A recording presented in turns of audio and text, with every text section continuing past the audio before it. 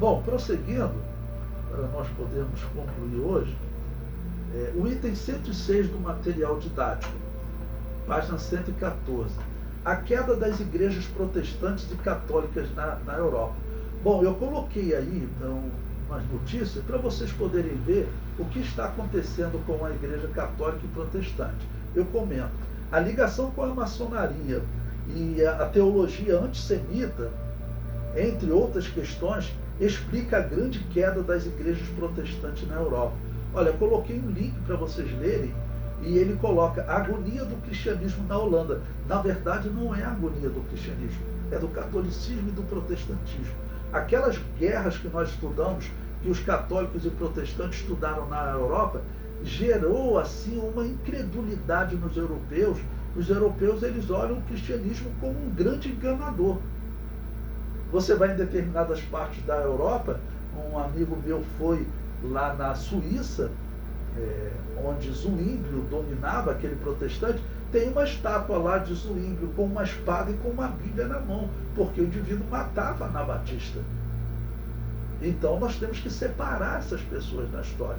A agonia não é do cristianismo, está aí no final da página 114, é do catolicismo e do protestantismo. Ele fala, paróquias perecem na Europa, tudo fechando, né? Eu vou ler um trecho dele aqui no início da página 15, né? Um êxodo drástico da igreja está em curso na Holanda, com 2 igrejas fechadas a cada semana. Um homem tornou-se o principal conselheiro do país sobre como reaproveitar os edifícios que costumavam ser santos. Agora são demolidos, enquanto outros achavam nova vida, como mesquitas, lojas e até mesmo centros de recreação. Algumas estão virando mesquita. Eu tenho um primo que estava com missionário na Inglaterra, ele está agora em Portugal. Ele falou que os templos protestantes estão sendo transformados em mesquita. Os muçulmanos estão comprando tudo. Tá bom? Por quê? Porque os europeus, eles perderam a crença no cristianismo, né? Bom, aí vem dizendo, falando sobre venda de bancos, todos sobre a venda, locais que vão sendo transformados em museus, tá ok? Aí vou dar um pulo aqui para a página 116, vou deixar para vocês lerem depois. Na página 116, ele continua dizendo, bancos vazios, durante anos o número de fiéis vem diminuindo. A tendência varreu toda a Europa Ocidental, com as igrejas forçadas a fechar na França e também na Bélgica. Isso está, irmãos, no Brasil todo. Desculpe, isso está no mundo todo. Tá ok? Na página 117 tem um outro tópico. A melhor solução. Ele fala que a melhor solução está sendo eles venderem. Tá ok? Vender. Todas essas igrejas estão sendo vendidas, transformadas em museus, em bares. Tá bom? No final da página 117, eu coloquei um comentário meu. Eu digo, as igrejas que fizeram uma reforma na Babilônia apocalíptica, a reforma de Lutero foi uma reforma na Babilônia apocalíptica, e não na verdadeira igreja de Jesus. Tanto que ele continuou praticando o culto aos mortos. Isso acaba, em definitivo, com a possibilidade de Lutero ser um representante teológico para nós. Ele pode ser um representante histórico, só isso. Mas acreditar no purgatório e cultuar os mortos, isso é paganismo. Então, no final da página 117, eu comento.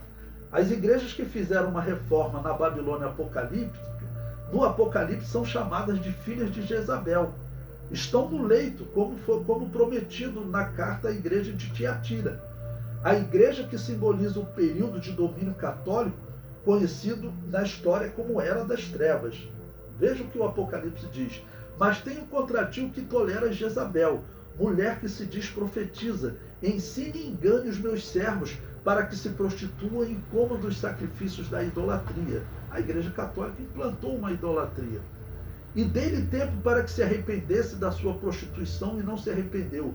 Eis que porém numa cama e sobre os que adulteram com ela virá grande tribulação, se não se arrependerem das suas obras. E ferirei de morte a seus filhos, e todas as igrejas saberão que eu sou aquele que sonda as mentes e o coração. Darei a cada um de vós segundo as vossas obras.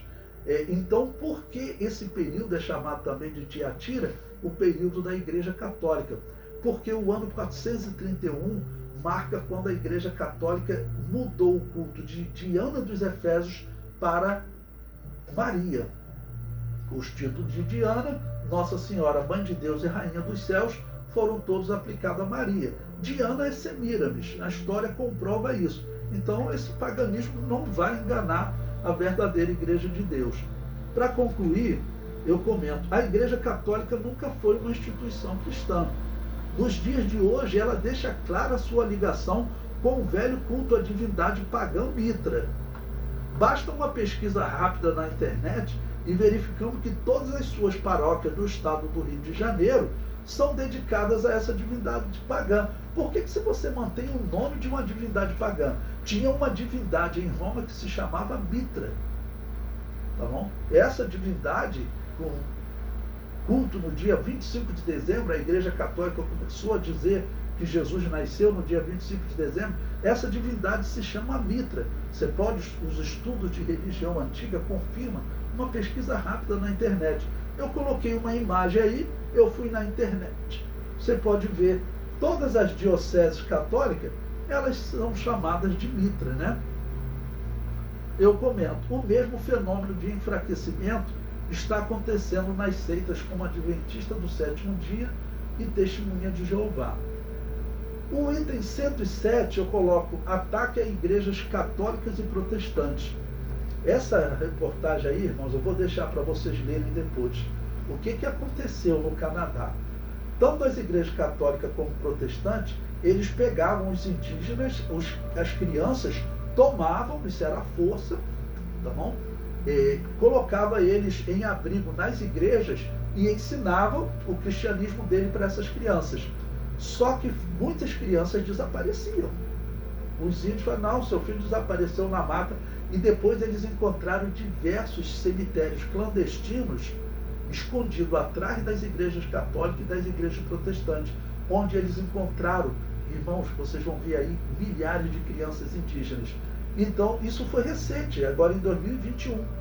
E começou um ataque às igrejas católicas e protestantes. Tá bom? Porque eles, infelizmente, pegavam as crianças indígenas e acabavam que não se sabe nem como as crianças morriam. Então, eu deixei essa reportagem para vocês. É uma reportagem grande, tá ok? Até a página 121.